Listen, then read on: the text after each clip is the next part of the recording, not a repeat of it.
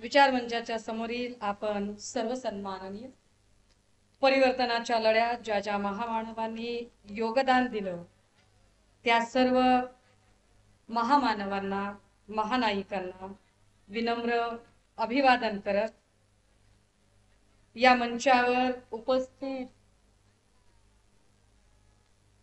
या जिल्ह्याचे सन्माननीय संपर्क प्रमुख दिलीप जाधव, वाशिम यवतमाळ लोकसभा मतदारसंघाची जबाबदारी पेलणारे आणि पश्चिम विदर्भात आम्ही निर्धास्त आहोत असे सन्माननीय संजय देशमुख जी, या महाप्रबोधन यात्रेच्या निमित्ताने इथे उपस्थित सुधीर कंवर जी, सुरेश मापारी, आमचे दुसरे जिल्हा प्रमुख प्रवीण शिंदे, महिला आघाडीच्या सगळ्या पदाधिकारी महिला, आमच्याकडे नव्याने पक्षामध्ये आलेले आणि हा पक्ष मजबूत करण्यासाठी तन मन धन लावून प्रयत्न करणारे सेवानिवृत्त न्यायाधीश किशोरजी राठोड, या मंचावर अत्यंत निष्ठेने शिवसेनेसोबत उभे असलेले कॅप्टन प्रशांत सुर्वे, सर्व विधानसभांचे तालुका प्रमुख, संपर्क प्रमुख, महिला संपर्क संघटिका, सर्व सन्माननीय पदाधिकारी, महाप्रबोधन यात्रेचे समन्वयक श्री उद्धवजी कदम, डिजिटल तथा प्रिंट माध्यमांचे सर्व मान्यवर प्रतिनिधी,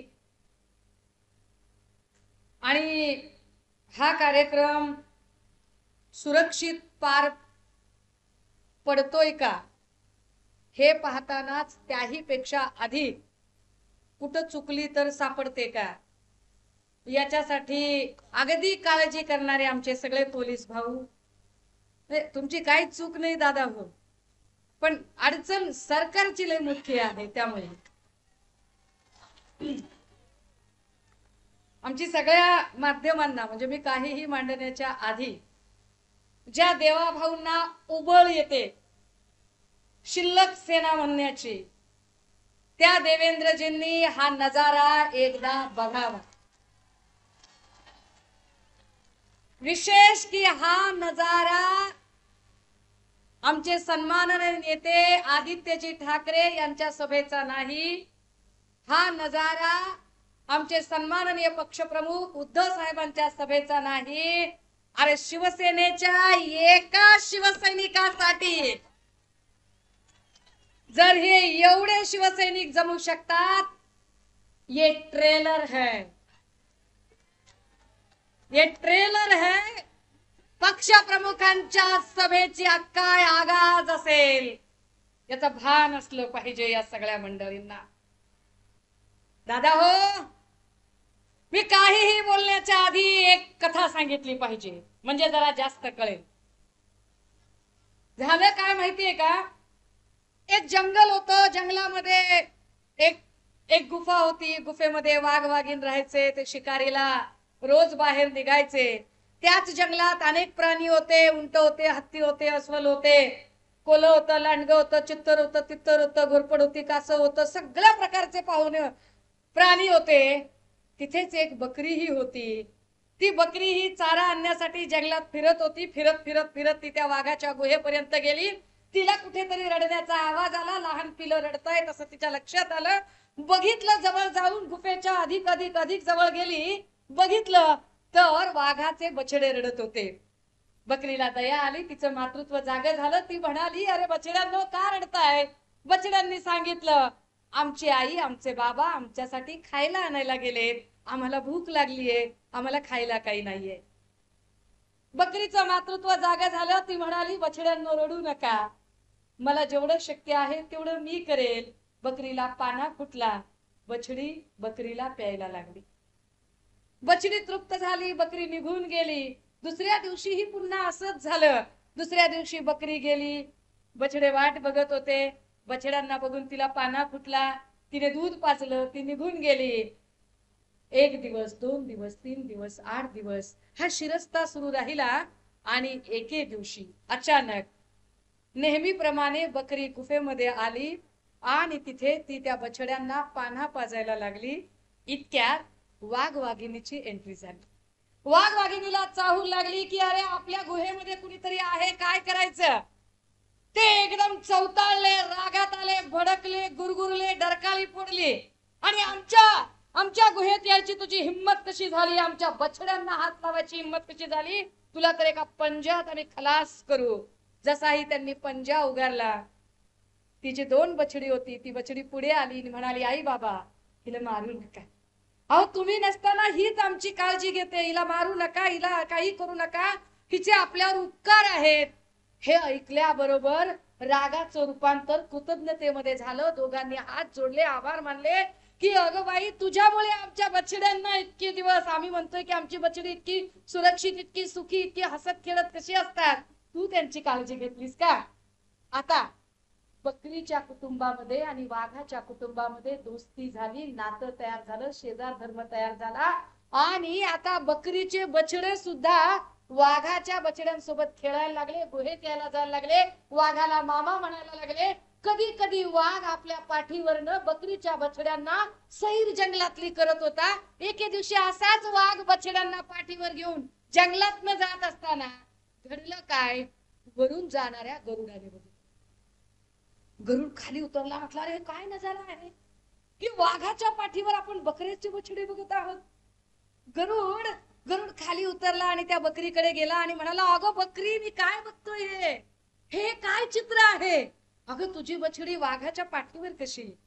बछडीने घडलेली सगळी घटना सांगितली की बाबा रे असं असं झालं, ती बछडी भुकेसलेली होती, मी पाना पाजला होता, वाघाला फार त्याच्याबद्दल आभार कृतज्ञता वाटली, तेव्हापासून आमचं नातं जुळलेलं आहे आणि ते माझ्या लेकरांना भाचा म्हणतात आणि माझ्या लेकरांचे ते मामा आहेत. काळजी किती घेतायत बघा बरं का. ते माझ्या लेकरांना मामा म्हणतायत, माझे लेकर त्यांना मामा म्हणतायत, काळजी घेतायत. कर भला सो हो भला, चांगलं केलं की चांगलं होतं देवा, अरे तू पण चांगलं कर, तुला पण कुणी पण चांगले भेटेल. गरुडाने मंत्र लक्षात ठेवला. 30 मास निघून गेले. एके दिवशी पावसाळा सुरू झाला, जंगलामध्ये पाऊस पडायला लागला. बघता बघता सगळीकडे पाऊस पाऊस पाऊस, पाणी पाणी पाणी, पूर पूर पूर झाला. सगळीकडे पाणी, सगळ्या जंगलात जमिनीवर पाणी, खाली बिळांमध्ये पाणी जायला लागलं. जी जमिनीतली बिळं होती, एका जमिनीच्या बिळामध्ये उंदीर होता, उंदरांची पिलं होती. वरुण गरुड बघत होता, तो एका झाडाच्या फांदीवर थांबला होता. त्याने बघितलं की उंदराची पिलं ची ची ची करतायत, नाका तोंडात पाणी चाललंय. गरुडाला आठवला बकरीचा शब्द, कर भला सो हो भला, कर्म चांगले केले पाहिजेत, आपण मदत केली पाहिजे. गरुड खाली उतरला पटकन आणि एका एका उंदराच्या पिलाला आपल्या चोचीतनं पटा पटा पटा उचलायला लागला आणि झाडावर सुरक्षित ठिकाणी त्याने ठेवलं. काही वेळाने त्याच्या लक्षात आलं की पाण्यात भिजल्यामुळे या सगळ्या बछड्यांना, या सगळ्या उंदरांच्या पिलांना थंडी वाजते, ते कुडकुडत आहेत. गरुडाला वाटलं यांची मदतच केली पाहिजे. गरुडाने आपले पंख पसरले आणि सगळी उंदराची पिलं आपल्या पंखाच्या खाली घेतली. पिलं त्या उभेला झोपी गेली. सकाळ झाली, दिवस उजाडला, सगळीकडे आकाश निरभ्र होतं. गरुडाला वाटलं आता धोका संपलेला आहे, आता आपणही उडून जावं. गरुडाने उडायचा प्रयत्न केला, पंख पसरायला लागला, पंखच पसरत, पंखच उडत नव्हते. काय झालं कळेना. गरुडाने इकडे इकडे बघितलं, अरे काय झालं, हे असं काय घडलेलं आहे. अगदी त्याच वेळेला त्याच्या लक्षात आलं की रात्रभर ज्या उंदरांना आपण पंखाखाली घेतलं होतं, त्याच उंदरांनी पंख कुरतडले, पंख कापण्याचा प्रयत्न केला. गरुड तसाच दुःखी अवस्थेमध्ये कसा बसा त्या बकरीपर्यंत पोहोचला आणि म्हणाला, अगं बकरी तू सांगितलं होतंस की चांगलं केल्यावर चांगलं मिळतं. मी सत्कर्म करायला गेलो आणि बकरी बघ माझे पंख छाटले ग. माझं काय चुकलं? बकरीने शांतपणे सांगितलं, वाघ दादा, गरुड दादा, अरे गरुडा, तुला लक्षात आलं नाही रे बाबा, अरे मी कुणाची मदत केली? अरे मी मदत वाघाची केली, वाघाने वाघाचे काळीज ठेवले आणि वाघ वाघासारखा वागला. अरे तू मदत उंदराची केलीस, उंदीर आपल्या अवकातीवर गेला, अवकात दाखवली उंदराने. त्यामुळे आणि माहितीये का उंदरांचं काय होतं, जहाज बुडतंय असं जर वाटलं तर सगळ्यात पहिली त्या बोटीतनं उड्या कोण मारतील तर उंदर मारतील. अशा उंदरांना आपण पुन्हा धडा शिकवला पाहिजे. आणि म्हणून इलाका तुम्हारा धमाका हमारा कर. या वाशिम यवतमाळ मध्ये ज्यांना सत्ता मत्ता दिली, या यवतमाळ मध्ये भल्या भल्यांची अवकात ज्या शिवसेनेने बनवली, त्या सगळ्यांना सांगितलं पाहिजे की काय करतंय. त्या सगळ्यांना सांगितलं पाहिजे की अरे ज्याने तुम्हाला पंखाखाली घेण्याचा प्रयत्न केला, तुम्ही त्याचे पंख छाटायला निघता. पण बदमाश आहो, अरे फरक पडत नाही. एक अव्वल अस्सल शेतकरी असतो की नाही, तुम्ही धान्य चोरून न्याल, पेरण्याची कला नाही. शिवसेना उद्धव बाळासाहेब ठाकरे माणसं पेरणारी आणि नेते तयार करणारी फॅक्टरी आहे. देवेंद्र फडणवीस साहेब, तुम्ही शिल्लक सेना म्हणालात, अरे बघा इथं लोकसभा विधानसभेचे इच्छुक उमेदवार म्हणून जे इथे स्वागताला येत होते ना, जागा पुरत नव्हती. इथे जागा, ही ताकद आहे आमची. हा सगळ्या पहिल्यांदा सगळ्यांना जरांची अवकात दाखवली पाहिजे, गरज आहे. कारण आम्ही जाऊ द्या जाऊ द्या गोडीत घ्यावं म्हणतोय, पण यांना काही कळतच नाहीये. राजे हो, मला याचं भान आहे की मी वाशिम मध्ये आहे. त्या वाशिम मध्ये, ज्या वाशिम मध्ये या शिवसेनेचं रोपटं ज्यांनी लावलं आणि महाराष्ट्राची सत्ता मत्ता अस्मिता अबाधित ठेवण्यासाठी हा शिवसेनेचा वटवृक्ष वाढवला, त्या वंदनीय बाळासाहेबांनीही कधी काळी इथे हजेरी लावली. आणि इथे बोलताना त्यांनी सांगितलं की वाशिमच्या पुढचा तालुका हा शब्द पुसून काढा आणि तिकडे जिल्हा लिहा. तो जिल्हा ज्या वंदनीय बाळासाहेबांमुळे जुलै 1998 ला हा जिल्हा तयार झाला. मी त्या जिल्ह्यात आहे. मला आनंद आहे की ज्या परिसरात ही सभा होते त्या परिसराचं नाव सुद्धा वंदनीय बाळासाहेबांचं नाव आहे. ज्या लोकांना असं वाटतं की आता शिवसेनेचं काय होईल, त्या सगळ्यांना कळलं पाहिजे, विशेषतः देवेंद्र फडणवीस ज्यांनी कपटीपणाचा कळस केला आणि जे शिल्लक सेना म्हणाले त्यांना कळलं पाहिजे. Devendraji, only for your kind information, तुमच्या माहितीसाठी, या वाशिम मध्ये नगरपालिकेत आमचे 7 नगरसेवक होते आणि 7ही जण जागेवर आहेत. भावना गवळींच्या सोबत कुणी गेलेलं नाही. जिल्हा परिषदेमध्ये आमचे 7 सदस्य होते आणि 7ही जागेवर आहेत. भावना गवळी सोबत कुणी गेलं नाही.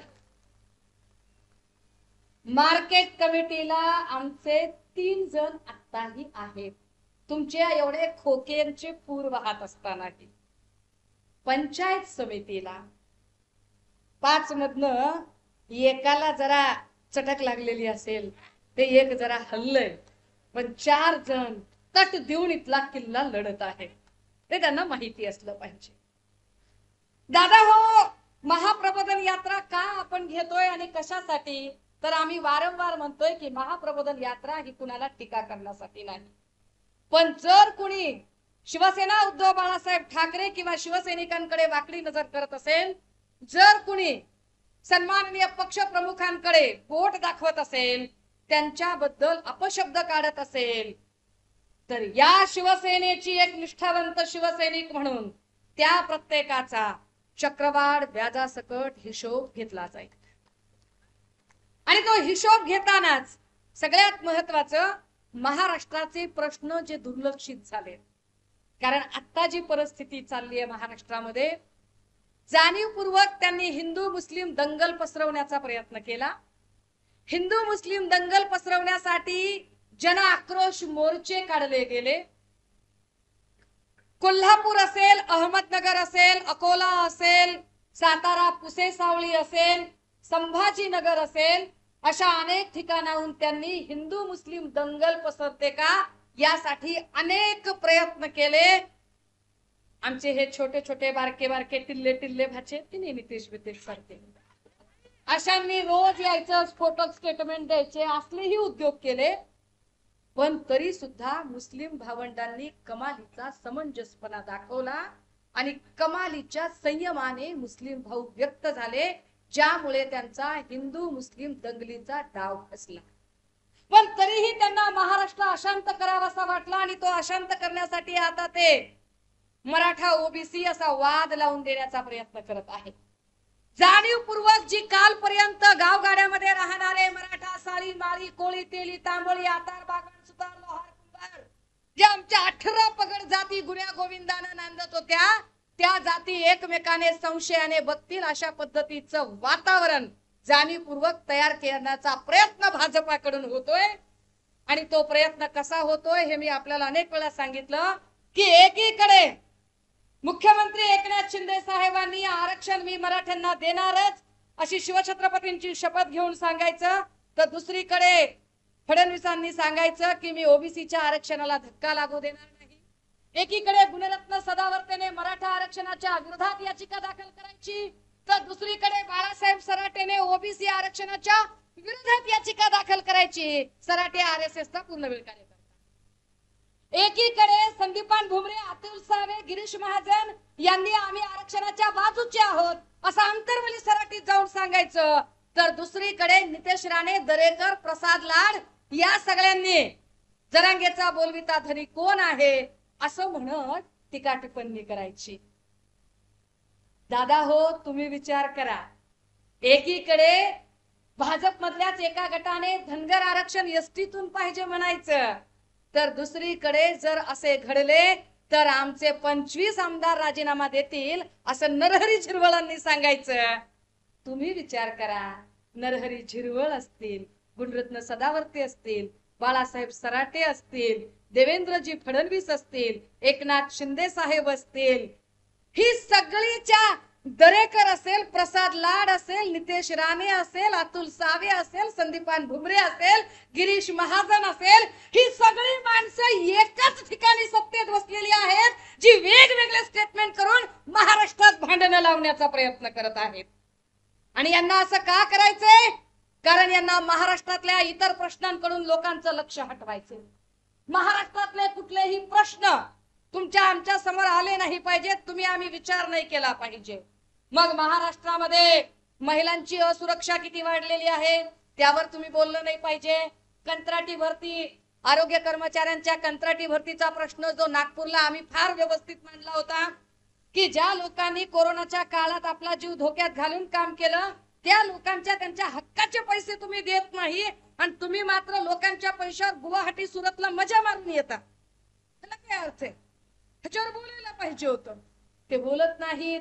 बेरोजगारीवर बोलत नाहीत, 22 जिल्ह्यातल्या दुष्काळावर बोलत नाहीत, ते पीक विम्यावर बोलत नाहीत, अनुदानावर बोलत नाहीत. आणि ह्या सगळ्या प्रश्नांना तुम्ही विचारू नये म्हणून ते जाती जातीत भांडणं लावतात आणि चर्चेच्या केंद्रस्थानी आरक्षण नावाचं गाजर दाखवतात.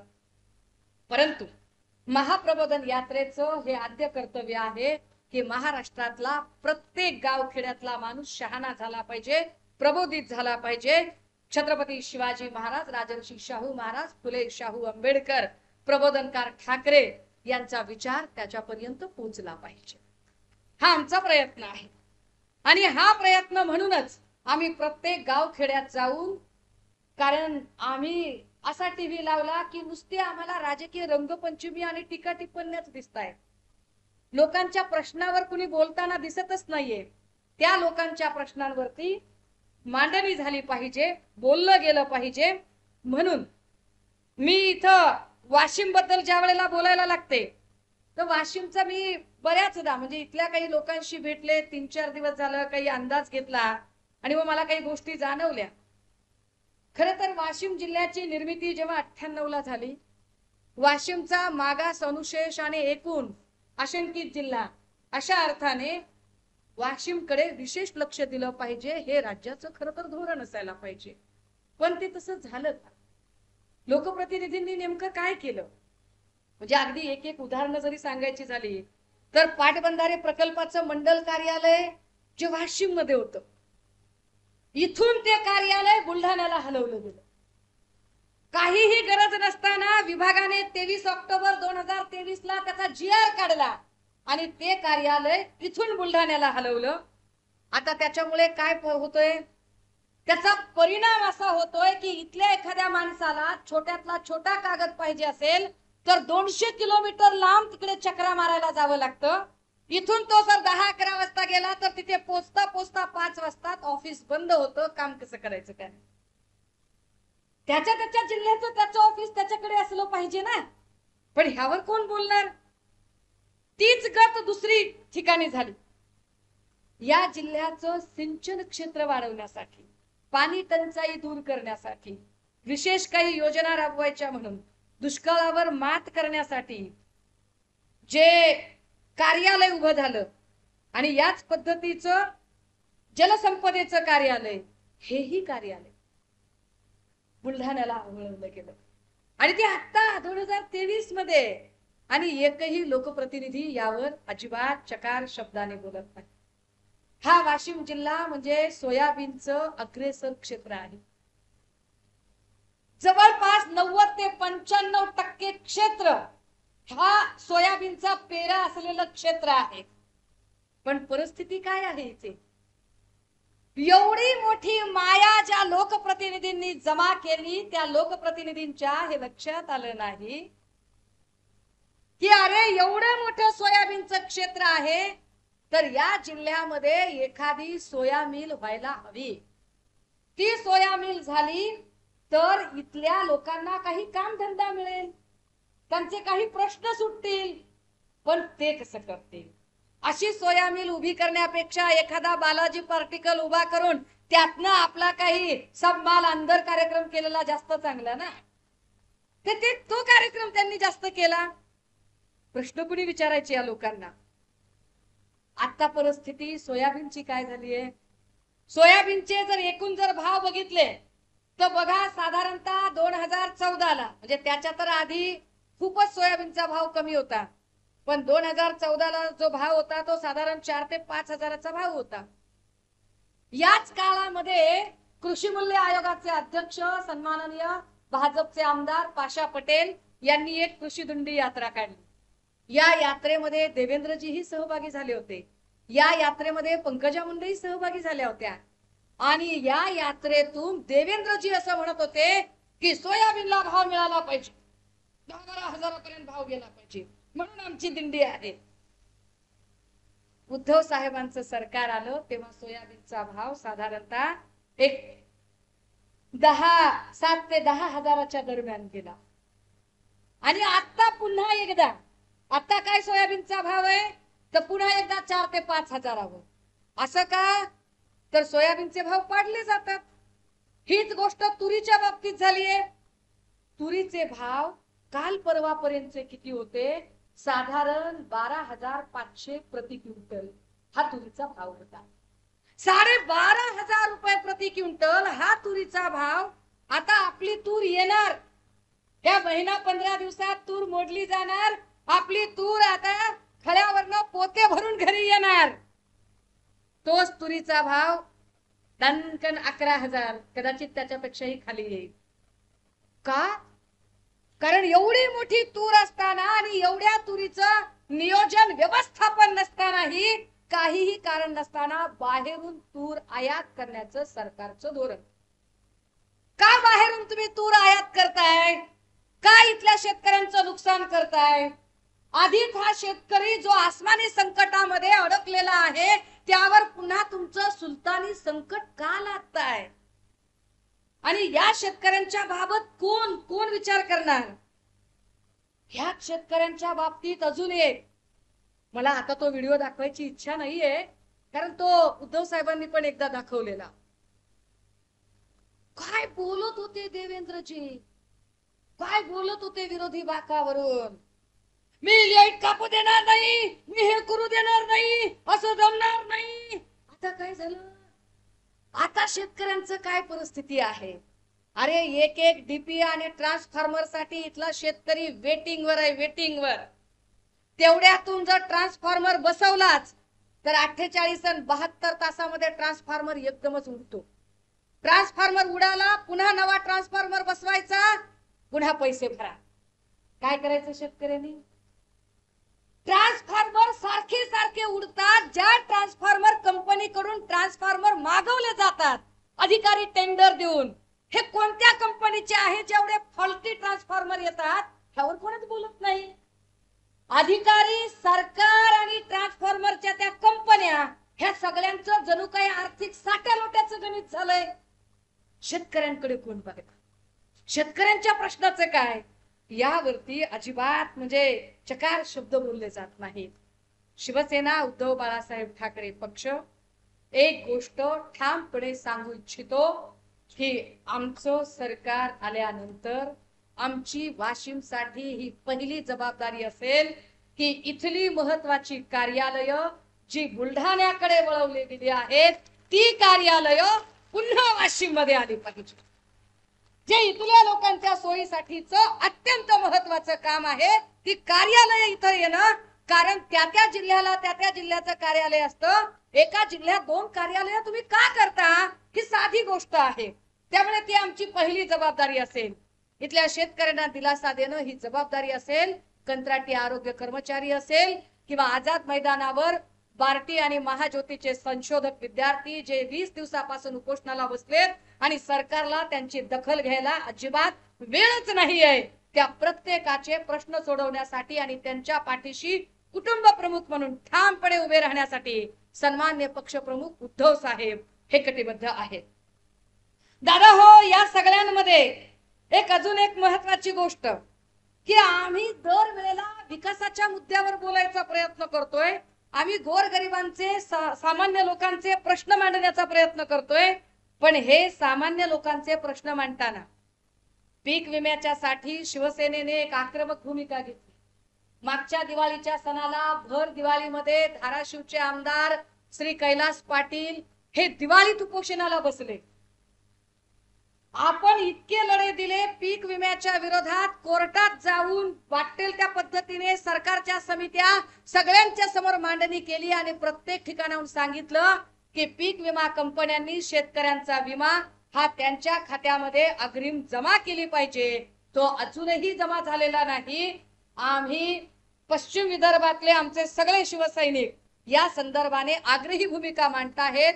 आणि होय, शिवसेना या मुद्द्यावर ठाम आहे की पीक विम्याची ही जी लढाई आहे, हे जे आंदोलन आहे, या आंदोलनात आम्ही शेतकऱ्यांच्या सोबत आहोत.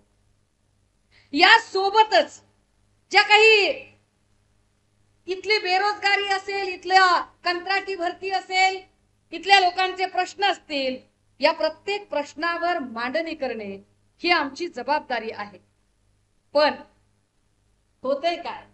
याच्यावर बोलत नाही ना कोणी. बोलायला सरकारला वेळ नाही. आम्ही प्रश्न विचारतो देवेंद्रजींना, तर देवेंद्रजींची ती जी शाउटिंग ब्रिगेड आहे ती काहीतरी भलतच बोलते, ती तर्काला धरून उत्तरच देत नाही. आम्ही म्हणतोय अरे अख्खं राज्य, दादा हो, माया हो, तुम्ही माझ्याशी सहमत आहात का? मी सरळ साधा प्रश्न विचारते. तो प्रश्न राजकीय नेता म्हणून नाही, आई म्हणून विचारते, बहीण म्हणून विचारते, लेक म्हणून विचारते की अरे माझ्या राज्यातला माझा भाऊ, माझा लेक, माझा बाप, माझा चुलता मालता, जी काही माझी माणसं आहेत, ही माणसं व्यसनाच्या विळख्यात अडकली नाही पाहिजेत. ड्रग्सच्या विळख्यामध्ये सगळीकडे तरुणाई अडकत चालली आहे आणि यावर सरकार बोलत नाही.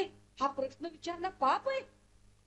हा प्रश्न आम्ही विचारतो त्यांना, तर यावर बोलत नाही देवेंद्रजी. कायदा सुव्यवस्थेचा प्रश्न निर्माण झाला यावर बोलत नाही देवेंद्रजी. मी काल गेले होते अकोल्यामध्ये पीडित मुलीला भेटायला. 14 वर्षाच्या अल्पवयीन मुलीवर अत्याचार केले, सिगरेटचे चटके देणं, मुंडन करणं, अमानुष पद्धतीने अत्याचार केले. मी अकोल्यातली काल यादी बघितली, मी थक्क झाले. शाळकरी मुलींवरच्या किती बलात्काराच्या घटना घडल्या आहेत. आणि महिला आयोगाची अध्यक्षा किंवा भाजपच्या 3ऱ्या 4थ्या फळीतल्या आक्रस्ताळ्या पुढारी झालेल्या बायका त्या म्हणतात की सगळंच पोलिसांवर कसं सोडता, मुलींनी सुद्धा आत्मनिर्भर व्हायला पाहिजे. अरे दादा हो, तुम्ही विचार करा. 5 वर्षाचं, 7 वर्षाचं, 10 वर्षाचं लेकरू, त्याला काय कळणार आहे आत्मनिर्भरता? ते भाजपच्या त्या बायका सांगतात की आम्ही टोल फ्री नंबर दिलाय, त्याच्यावर फोन करा. अरे 7 वर्षाच्या लेकराजवळ असतोय का मोबाईल? त्यानं कधी टोल फ्री वर फोन करायचा? त्या टोल फ्री वरचा फोन त्याला जमल का करायला? कल्याणमध्ये 7 वर्षाच्या लेकराला भुसकून मारलं. मी त्या मुलीच्या आई वडिलांना भेटायला गेले तर काळीच कापत होतं, कारण त्या लेकराच्या फोटो समोर 3ऱ्या दिवशी नैवेद्य म्हणून काय ठेवलेलं होतं? एक मॅगीचं पॅकेट, चॉकलेट आणि छोटी मूर्ती. ही गंभीर परिस्थिती आहे. कायदा सुव्यवस्थेचे 3, 13, 9, 18 झालेले आहे. देवेंद्र फडणवीस कायदा मंत्री म्हणून, गृहमंत्री म्हणून सपशेल नापास झालेले आहेत. अगदी आजची घटना आहे. आज येरवडा कारागृहामधला एक कुख्यात गुंड फरार झाला. टांगा पलटी घोड फरार. काय करायचं त्याच्यावर? अरे काल परवा मी एक व्हिडिओ ट्वीट केला आणि सांगितलं की बघा पोलिस कैद्यांना कसली पाकिटं पुरवतायत. पाकिट, अरे कैद्यांना एखादी वस्तू द्यायची असेल तर त्याची प्रक्रिया असते ना राजा. जेलमध्ये जावं, तिथं त्या कारागृह निरीक्षकाची परमिशन घ्यावी, लेखी द्यावं, वस्तू तपासाव्या, मग आत जाव्या. ह्या वस्तू आत कशा? कुठेतरी गाडी थांबून कशा काय तुम्ही पाकिटं दिली? पोलिसांच्या उपस्थितीत देवघेव करून कशी पाकिटं दिली? दादा हो, विचार करा.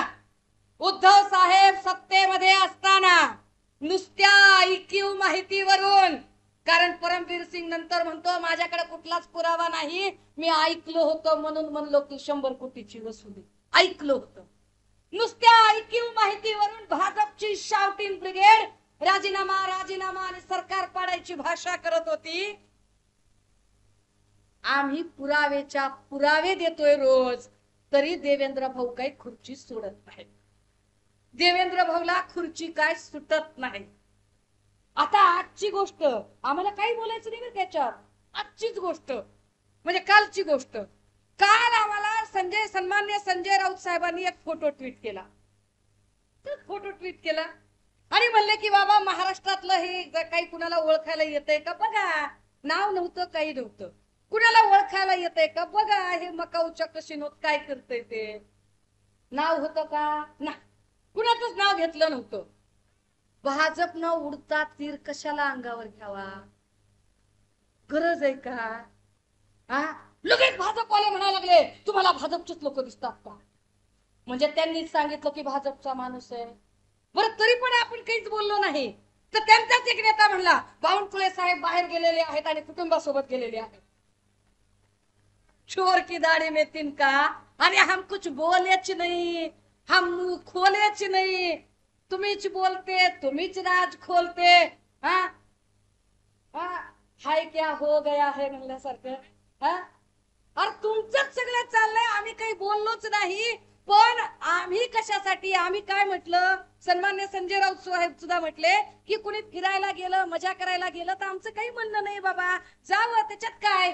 अरे पण राज्यात किती अस्वस्थता आहे, किती अशांतता आहे, राज्यातले प्रश्न काय आहेत. अरे कोरोना काळात सुद्धा एका रात्री जेवढे मृत्यू झाले नव्हते तेवढे मृत्यू कोरोना संपल्यानंतर त्या कळवा ठाण्याचं हॉस्पिटल असेल, संभाजीनगरचं घाटी असेल किंवा नांदेडचं हॉस्पिटल असेल, एका रात्रीतनं एवढे मृत्यू झाले की जे कोरोनात सुद्धा झाले नव्हते. काय दुरावस्था करून टाकली राज्याची, काय राज्य रसातलाला नेण्याची परिस्थिती आहे. सगळी राज्याची संस्कृती सगळा नाश करून टाकला. आणि ह्यावर आम्ही प्रश्न विचारायला गेलो. नुसतं म्हटलं की अरे कोण आहे बघा बाबा, कोण आहे, काय करतात, चिल्लर चाळे करतात, फोटो ट्विट करतात. कुणाचा? सन्माननीय नेते आदित्यजी यांचा. ही यांची जुनी पद्धत आहे. अरे पण कोण माणूस काय पितोय काय नाही हे जरा बघत जा ना. मी तुम्हाला सांगितलं पाहिजे राजेभाऊ. पुण्यातली एक पत्रकार आहे, नाव आहे अश्विनी सातव.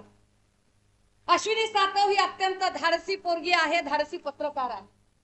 आणि ही धाडसी पत्रकार तिने नितेश राणेला एक प्रश्न विचारला. प्रश्न असा विचारला की तुम्ही कपडे बदलल्यासारखे पक्ष बदलता, तुम्हाला काहीच वाटत नाही का? ही अश्विनीच्या हातात एक कॉफीचा कप आहे आणि त्या कॉफीमध्ये जे फ्लेवर आहे वापरलेलं त्या फ्लेवरची बॉटल आहे. ती सांगते की हा फ्लेवर या कॉफीमध्ये फार छान असतो.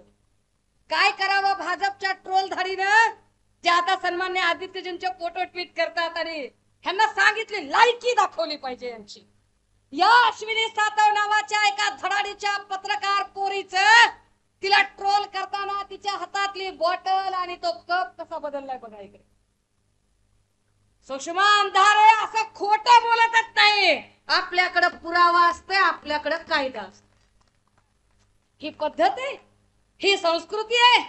अरे एक पत्रकार पोरगी तुम्हाला नुसता साधा प्रश्न विचारला की तुम्ही कपडे बदलल्यासारखे पक्ष का बदलता, एवढं चिडायचं असतंय होय, एवढं रागवायचं असतंय की डायरेक्ट त्या लेकराचा फोटोच बदलता. अरे ती पत्रकार सोडून कुणाची तरी आई आहे, कुणाची तरी पत्नी आहे, कुणाची तरी बहीण आहे, कुणाची तरी लेक आहे. त्या लेकराला आबरू आहे, ह्याचा जरा बी विचार नाही करायचा तुम्ही. कसलं ट्रोल धाड आहे यांचं. काय पिलो आदित्यजींच्या ग्लासात काय आहे, काय म्हणलं. अरे ग्लासात काय आहे म्हणजे काय? राऊत साहेब म्हणाले त्याला मोदी ब्रँड म्हणतात. दाखव रे दादा कसलं असतंय ब्रँड ती.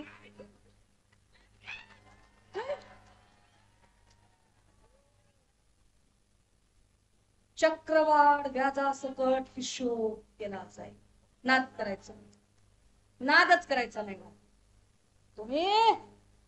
तुम्ही गरज नसताना सन्माननीय पंतप्रधान जी आहेत आणि ते कदाचित पेय घेत आहेत, ते कदाचित डिटॉक्स वॉटर पित आहेत. आता आपण गरीब माणसं असतो, आपण जर्मनचा ग्लास स्टीलचा ग्लास वापरतो. ती हायफाय माणसं कदाचित ते काय काचेचा ग्लास वापरतात. आता असा काचेचा ग्लास आदित्यजींच्या हातात बघितला की लगेच कसला ग्लास आहे. राऊत साहेब म्हणले त्याला मोदी ब्रँड म्हणतात बाबा. आम्ही काय खोटं बोललो हा?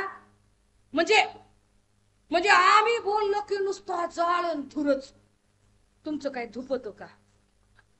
विचारलं पाहिजे ना, विचारलं पाहिजे. ही महाप्रबोधन यात्रा आहे, पुराव्यांसकट बोलणारी महाप्रबोधन यात्रा आहे. दादा हो, आम्ही जेव्हा काही प्रश्न विचारतो आणि आम्ही जेव्हा काही बोलतो, इथल्या काय त्या त्यांचं नाव काय, गद्दारांची नावं बी लक्षात राहत नाही तू. हा भावना गवळी.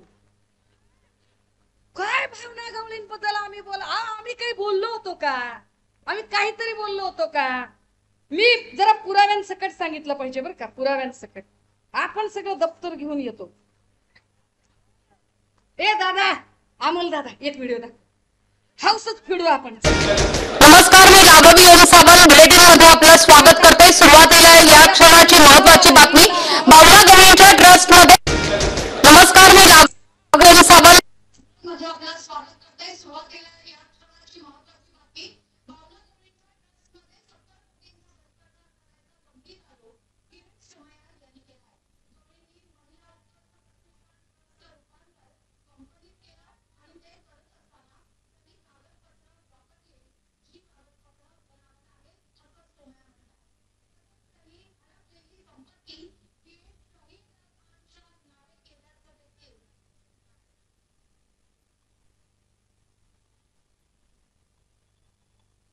भावना गवळींच्या ट्रस्ट मध्ये 70 कोटी परिवर्तन महिला दुःखच प्रतिष्ठान प्रायव्हेट लिमिटेड मध्ये सेक्शन 8 कंपनीमध्ये केलं.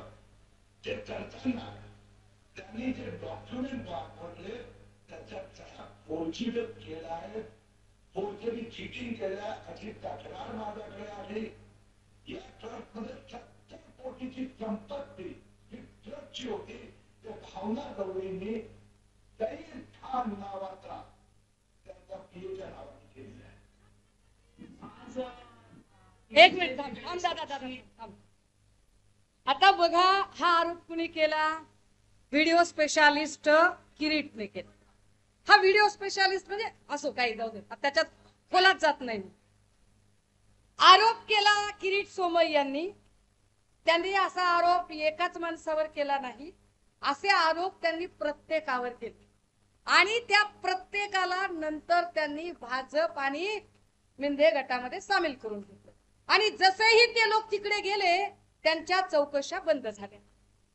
म्हणजे जो माणूस शिवसेनेमध्ये असतो त्याच्या मागे ईडी लावायची, मग हे एवढ्या ईडी लावतात मग ह्यांच्या शिड्या निघतात. असो मला त्याच्यातही जायचं नाहीये. आता विचार करा की किरीट सोमय्या यांनी एका म्हणजे इथे त्यांनी फेऱ्या मारल्या, बालाजी पार्टिकल्सचं कसं काय काय झालं यावरही ते बोलले, खूप आरोप केले. हे सगळे आरोप जो माणूस शिवसेनेसोबत राहतो किंवा भाजपमध्ये येत नाही त्याला काय पद्धतीने केलं जातं हे कोण सांगितलं? मी नाही. दादा लावून आज ईडीचे जे काही साक्षी माझ्या संस्थेमध्ये सुरू झालेली आहे त्या संदर्भात मी एवढं सांगेन की या अगोदर सुद्धा जेव्हा माझ्यामध्ये किरीट सोमय्या यांनी आणि संबंधित काही लोकांनी आरोप केले त्यावेळेला मी हेच सांगितलं होतं की हा जो एफआयआर आहे संस्थेमध्ये ज्या हिशोब मला मिळाला आहे त्याचा मी दिलेला आणि त्याच्यामुळे त्या एफआयआर मधला केवळ 7 कोटी त्याच्यामध्ये ट्विट करायचे किंवा 18 कोटी कुठून आले किंवा ह्या सगळ्या गोष्टी करायच्या, बोलायचं, माझ्यावरती आरोप करायचा आणि आरोप करून आज रोजी माझ्यावरती केली हे 17 महाराष्ट्रामध्ये संपूर्ण सुरू झालेलं आहे आणि जुलमी असं हे 17 यांनी सुरू केलेलं आहे आणि माझी सारखे 17 या ठिकाणी सुरू झालेलं आहे. मी या ठिकाणी एवढं सांगेन की काय चौकशी करायची जरूर करा, पण भावनाची चौकशी करताना या ठिकाणी भाजपचे जे आमदार आहेत त्यांच्यामध्ये 500 कोटी रुपयाचा जो काही आम्ही त्याच्यामध्ये आरोप केलेला आहे त्याचे संबंधित पत्र चौकशीचे कलेक्टर ऑफिसमध्ये आलेले आहे त्यांची सुद्धा ईडी चौकशी करा. जर माझी गरज असेल तुझ्या आमदारांची सुद्धा केली पाहिजे ही माझी विनंती आहे की केंद्र सरकारला हे केंद्र सरकारची प्रतिनिधी म्हणून भावना ईडी कारवाई होत असेल तर अनेक लोकांची कारवाई आहे, अनेक लोकांच्या संस्था आहेत, अनेक लोकांच्या तक्रारी आहेत त्यांच्यावरती ईडी केवळ शिवसेनेची लोक टार्गेट करायची आणि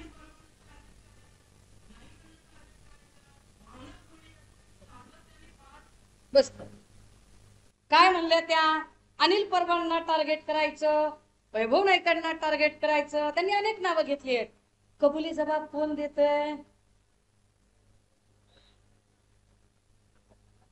ते आपल्याकडे काहीतरी उंदराची मावशी मांजर म्हणतात ना तसला धंदा. कबुली जबाब देत आहेत त्या की बाबा भाजप अशा पद्धतीने ईडी माग लावतं आणि अनिल परबांना, वैभव नाईकांना किंवा संजय राऊत साहेबांना अशा पद्धतीने ईडी परेशान करतं हे स्वतः भावना गवळी सांगत आहेत. आता भावना गवळी हे सगळं सांगताना त्या म्हणतायत की नाही मी तर असं काही केलेलं नाहीये, माझी तुम्ही चौकशी करा. नुसती माझी चौकशी नाही, काय सांगतायत त्या? माझी चौकशी करताना माझे शब्द नाहीयेत.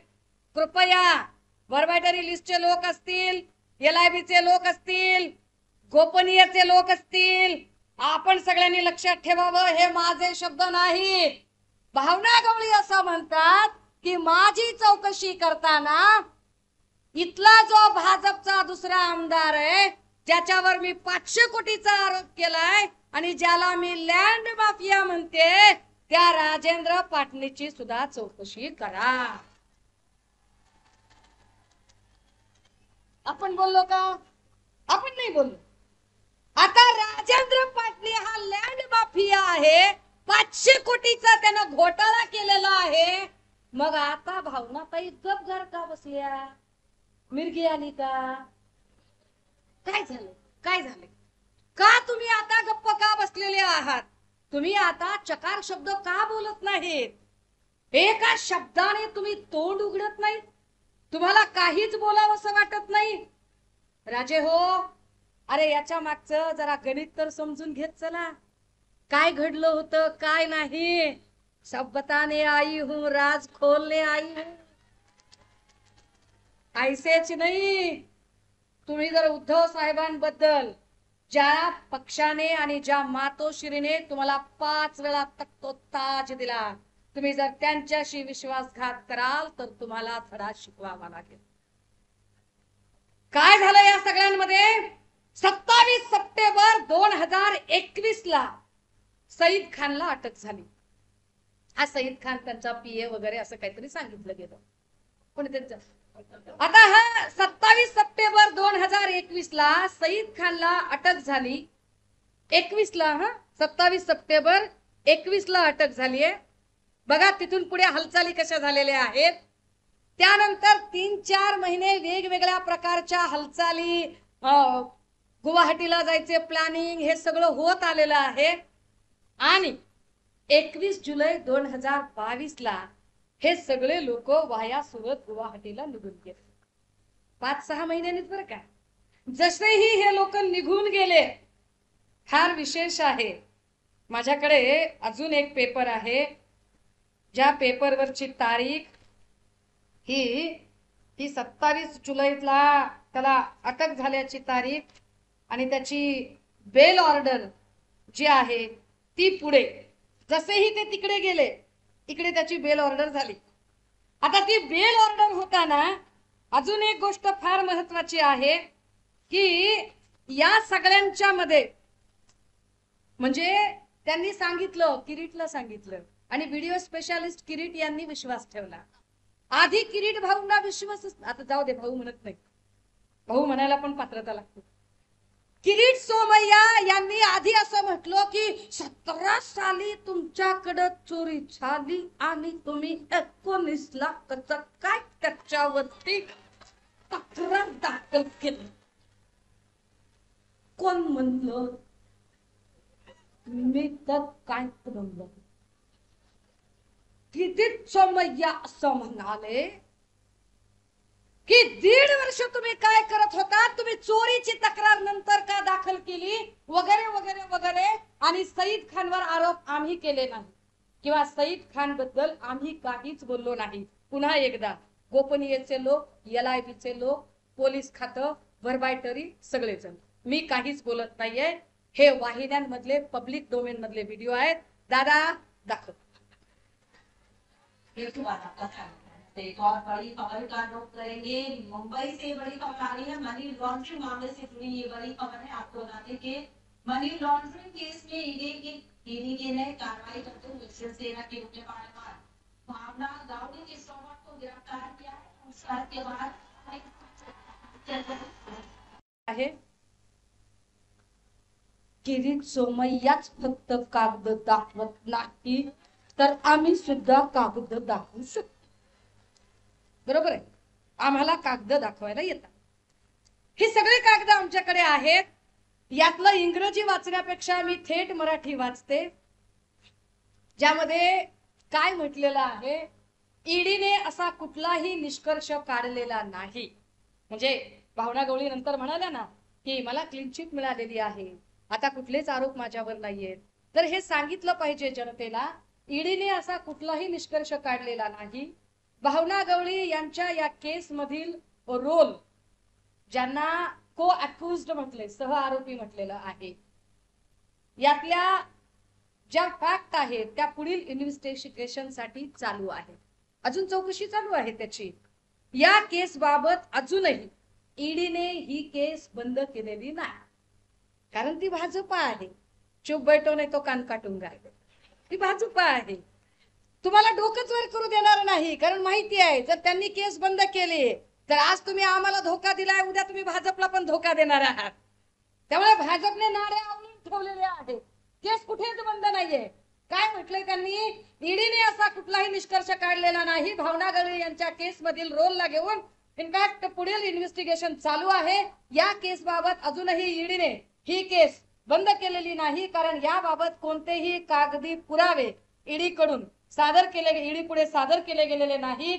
केसमध्ये सईद खानला फक्त आणि फक्त बेल ग्रँट करण्यात आली आहे, अर्थात जामीन मंजूर झालेला आहे आणि हायकोर्ट ऑफ बॉम्बे कडून तो जामीन आहे. ईडीच्या मॅटर मध्ये भावना गवळी या को अक्युज्ड आहेत.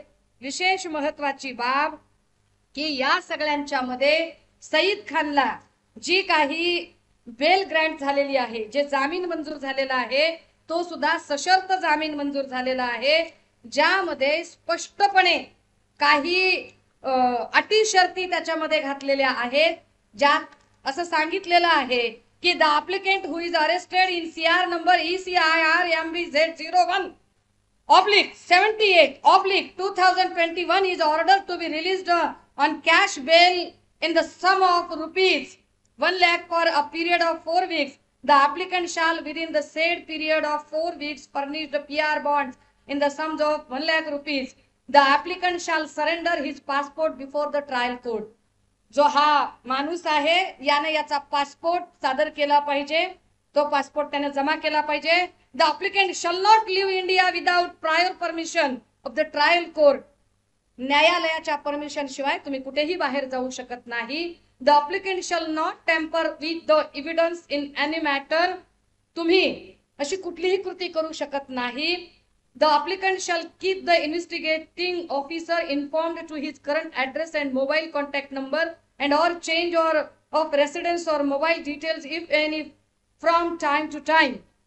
जर तुमचा काही पत्ता बदलला, मोबाईल बदलला, तर तुम्हाला वेळोवेळी चौकशी अधिकाऱ्यांना सहकार्य करत ही सगळी माहिती सांगावी लागेल. The applicant shall report to the enforcement directorate on the first Monday. आता हे सगळं जे काही सांगितलं गेलं, को अक्युज्ड सह आरोपी भावना जी आहेत, म्हणजे क्लीन चिट कुठलीही नाही, क्लीन चिट नसतानाही त्या अशा पद्धतीने, मला खरं तर न्यायालयाने सांगितलेल्या त्या प्रत्येक वाक्यांवरती आता जायचं नाही, कारण खूप साऱ्या गोष्टी याच्यामध्ये आहेत, खूप साऱ्या गोष्टी. मला म्हणजे स्वतःला संकोच वाटतोय जे शब्द याच्यात वापरलेले आहेत ते शब्द सांगायला. दादा हो, या सगळ्या लोकांचा विकास करण्यासाठी निवडून द्यायचं होतं.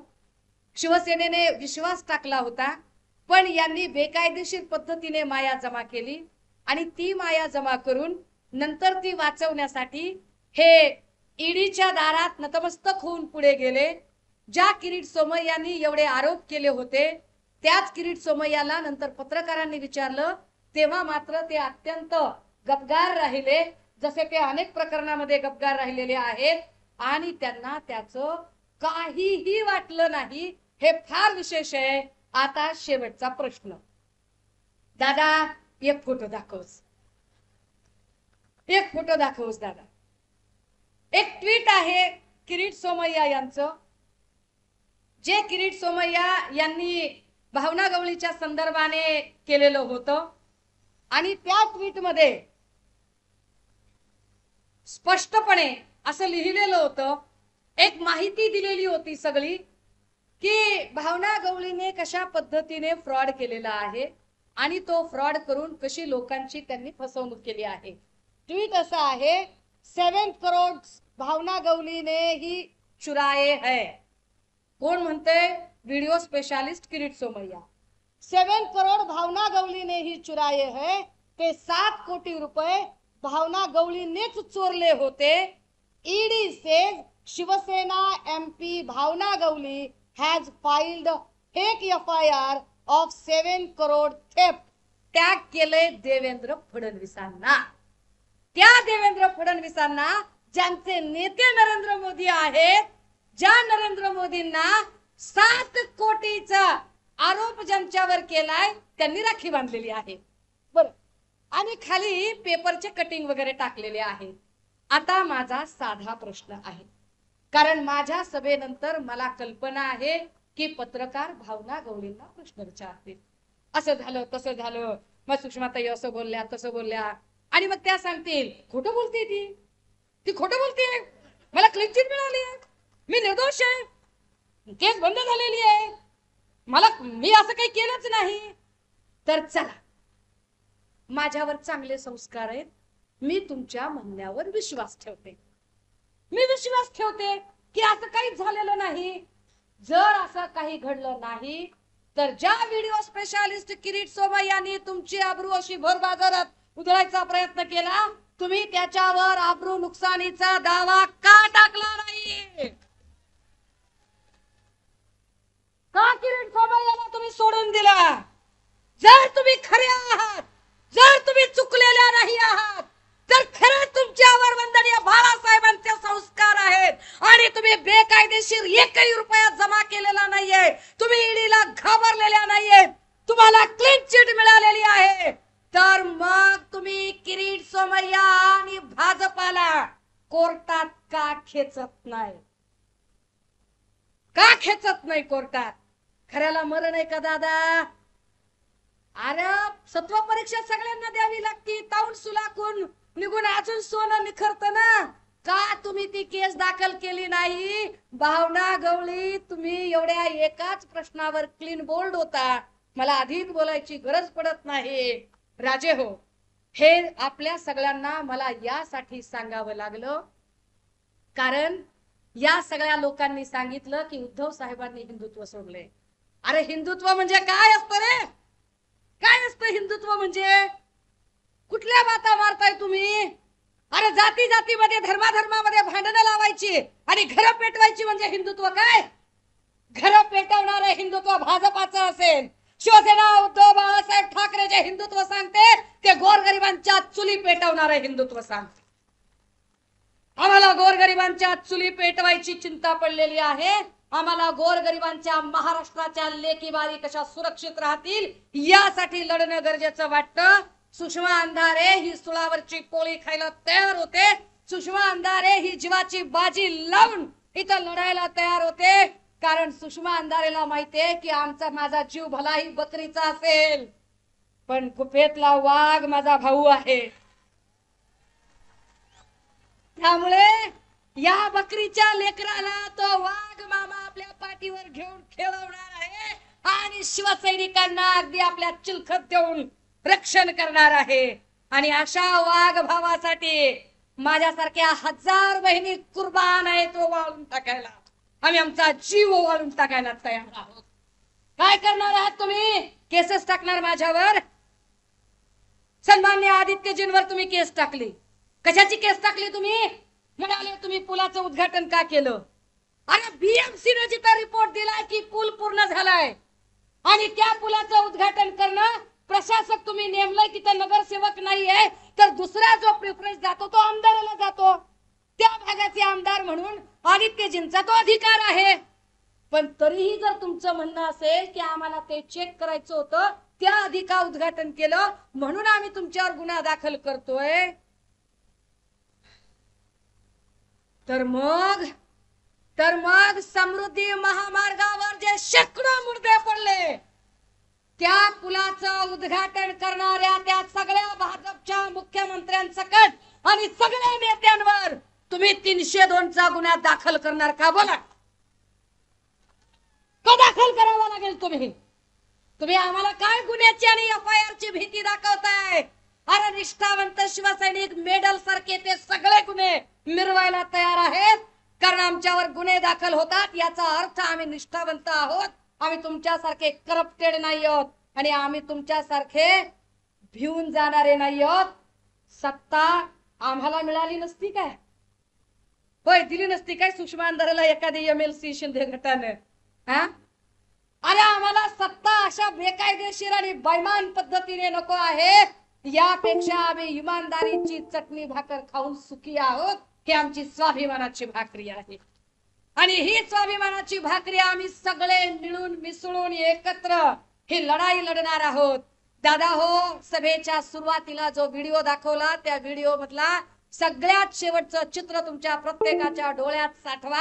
जे चित्र होतं सन्माननीय उद्धव साहेब मुख्यमंत्री पदाची शपथ घेताना ज्या कपटी कारस्थानी लोकांनी बेकायदेशीर मालमत्ता जमवून सन्माननीय पक्षप्रमुखांना वर्षाच्या पायऱ्या उतरायला भाग पाडलं, त्याच वर्षावर त्याच्या 10 पट सन्मानाने सन्माननीय उद्धव साहेबांना स्थापित करण्यासाठी ही लढाई आहे. या लढाईमध्ये तुमच्या सगळ्यांची साथ मागायला आणि या देशाचा हा कायदा हे संविधान वाचवायला तुमच्या सगळ्यांची साथ हवी आहे. राजे हो, फार अराजकतेचा अंधार पसरलाय, पण आदित्योदय होणार आहे. तो आदित्योदय करण्यासाठी तुमच्या सगळ्यांचे आशीर्वाद मागण्यासाठी इथपर्यंत आले होते. मला कुणाच्याही भावना दुखवायच्या नव्हत्या, पण माझ्या बोलण्याने कुणालाही वाईट वाटलं असेल, राग आला असेल, उपमर्द झाला असेल, चुकून माकून कुणाच्याही भावना दुखावल्या गेल्या असतील, तर अशा सगळ्यांची अगदी खबऱ्या खुबऱ्या सहित यापैकी मी एकाचीही माफी मागणार नाही. मी माझ्या म्हणण्यावर ठाम आहे. थांबते, रजा घेते. जय हिंद, जय महाराष्ट्र. लोकशाही मराठी ऐका, पहा, जागरूक रहा.